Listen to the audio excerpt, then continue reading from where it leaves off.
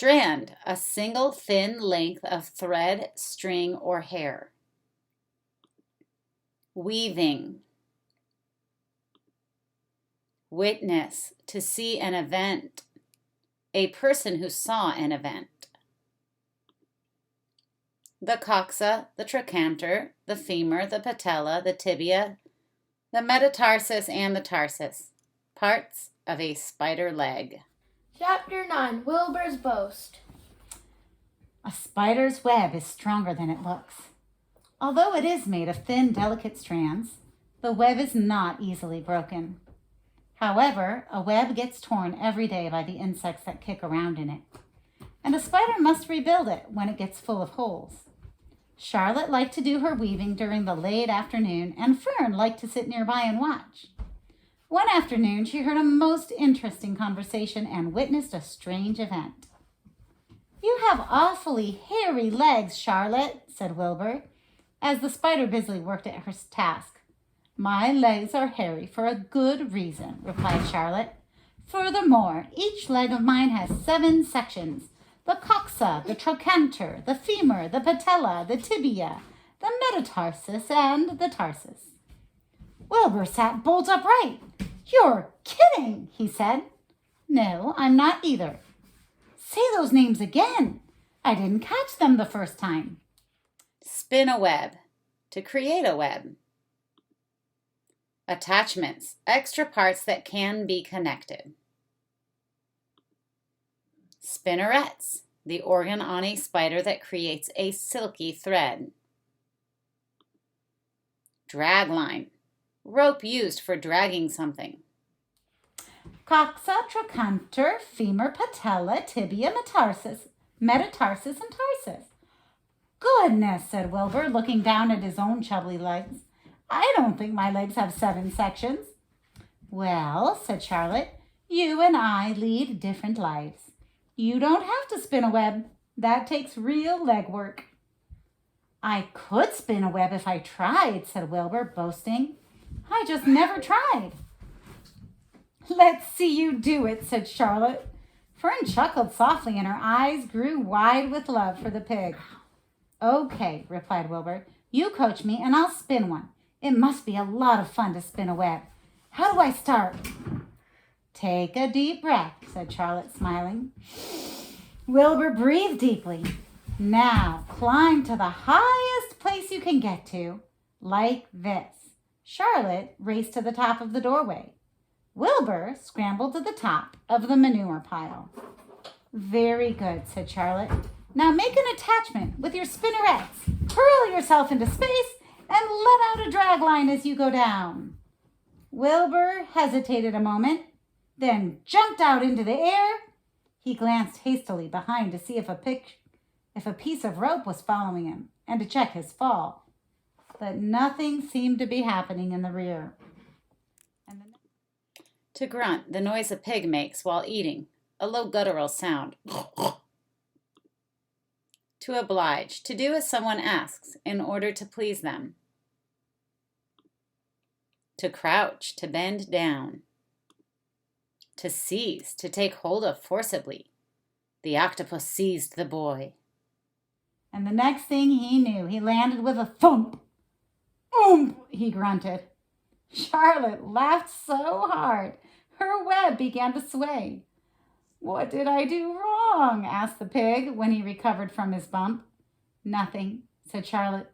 "It was a nice try." "I think I'll try again," said Wilbur cheerfully. "I believe what I need is a little piece of string to hold me." The pig walked out to his yard. "You there, Templeton," he called. The rat poked his head out from under the trough. "Got a little piece of string I could borrow?" asked Wilbur. "I need it to spin a web." "Yes, indeed," replied Templeton, who saved string. "No trouble at all. Anything to oblige." He crept down into his hole, pushed the goose egg out of the way, and returned with an old piece of dirty white string. Wilbur examined it. "That's just the thing," he said. "Tie one end to my tail, will you, Templeton?" Wilbur crouched low with his thin, curly tail toward the rat. Templeton seized the string, passed it around the end of the pig's tail, and tied 2 half stitches. Charlotte watched in delight. Like Fern, she was truly fond of Wilbur, whose smelly pen and stale food attracted the flies that she needed. And she was proud. A quitter, one who quits. To summon, to urgently demand. To see that he was not a quitter and was willing to try again to spin the web. See the picture? Mm-hmm. While the rat and the spider and the little girl watched, Wilbur climbed again to the top of the manure pile, full of energy and hope. "Everybody watch!" he cried, and summoning all his strength, he threw himself into the air head first. The string trailed behind him, but as he had neglected to fasten to the other end anything, it didn't really do any good. Wilbur landed with a thud, crashed, crushed, and hurt. Tears came into his eyes. Templeton grinned. Charlotte just sat quietly. After a bit, she spoke. "You can't spin a web, Wilbur, and I advise you to put the idea out of your mind. You lack 2 things needed for spinning a web." "What are they?" asked Wilbur sadly. "You lack a set of spinnerets." To cheer up, to make happy. To trot, a fast walk of a 4-legged animal. To rush, to hurry. And you lack know-how. But cheer up! You don't need a web. Zuckerman supplies you with 3 big meals a day. Why should you worry about trapping your food? Here he is, jumping and falling. Like you, Viv. Yes. Wilbur sighed. "You're ever so much cleverer and brighter than I am, Charlotte. I guess I was just trying to show off. Serves me right." Don't be too weird. People don't need to see all the things in your mouth. Vivian, don't. Templeton untied his string and took it back to his home. Charlotte returned to her weaving. "You needn't feel too bad, Wilbur," she said. "Not many creatures can spin webs. Even men aren't as good at it as spiders, although they think they're pretty good. And they'll try anything. Did you ever hear of the Queensborough Bridge?" Wilbur shook his head. "Is it a web?" "Sort of," replied Charlotte. "But do you know how long it took men to build it? 8 whole years. My goodness, I would have starved to death waiting that long. I can make a web in a single evening." "What do people catch in the Queensborough Bridge? Bugs?" asked Wilbur. "No," said Charlotte. "They don't catch anything. They just keep trotting back and forth across the bridge, thinking there's something better on the other side.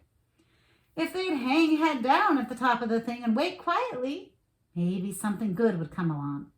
But no, with men it's rush, rush, rush every minute. I'm glad I'm a sedentary spider." Beech nuts. Truffles. To sniff, to smell. "What does sedentary mean?" said Wilbur. "It means I sit still a good part of the time, and I don't go wandering all over creation. I know a good thing when I see it, and my web is a good thing. I stay put and wait for what comes. Gives me a chance to think. "Well, I'm sort of sedentary myself, I guess," said the pig. "I have to hang around here whether I want to or not. You know where I'd really like to be this evening?" "Where?" "In a forest, looking for beechnuts and truffles and delectable roots, pushing leaves aside with my wonderful strong nose, searching and sniffing along the ground, smelling. "You smell just the way you are," remarked a lamb, who had just walked in. "I can smell you from here. You're the smelliest creature in the place." Wilbur hung his head. His eyes grew wet with tears. Charlotte noticed his embarrassment, and she spoke sharply to the lamb. "Let Wilbur alone," she said. "He has a perfect right to smell. Consider his surroundings. You're no bundle of sweet peas yourself. Furthermore, you are interrupting a very pleasant conversation."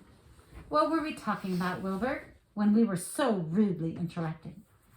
"I don't remember," said Wilbur. Twilight, the soft glowing light from the sky when the sun is below the horizon. To tremble, to shake. Wilbur, "It doesn't make any difference. Let's not talk anymore for a while, Charlotte. I'm getting sleepy. You go ahead and finish fixing your web, and I'll just lie here and watch you. It is a lovely evening." Wilbur stretched out on his side. "They'll find something else to play with. Leave the kitty cat alone." He's so pretty. "I know, but he's also getting upset with you." Twilight settled over Zuckerman's barn, and a feeling of peace. Fern knew it was almost supper time, but she couldn't bear to leave.